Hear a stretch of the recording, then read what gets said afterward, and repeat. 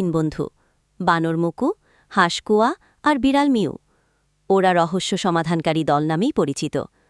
যা হারায়, যা অদ্ভুত ঘটে, ওরা সব খুঁজে বের করে। একদিন সকালে বাচ্চারা লাল বল দিয়ে খেলছিল। বলটা উধাও। আমাদের বল কোথায় গেল? চিৎকার করে উঠল সবাই। বাচ্চারা ছুটে গেল মুকুদের কাছে। আমাদের লাল বল খুঁজে দাও প্লিজ। মুকু গাছ থেকে নেমে বলল, চলো তদন্ত শুরু হোক। কুয়া ডানা ঝাপটে বলল, রহস্য ঘাটতি মজা আছে। মিউ গন্ধ শুকে বলল, আমাকে অনুসরণ কর। তারা মাঠে তল্লাশি শুরু করল। হঠাৎ কুয়া চিৎকার করল, ওই ঝোপে লাল কিছু। তারা দেখল একটা শিয়াল বলটা মুখে করে নিয়ে যাচ্ছে।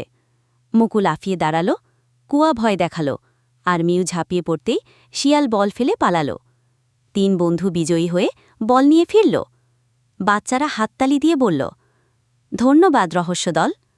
মুকু মুচকি হেসে বলল, কোনো রহস্য আমাদের সামনে টেকে না।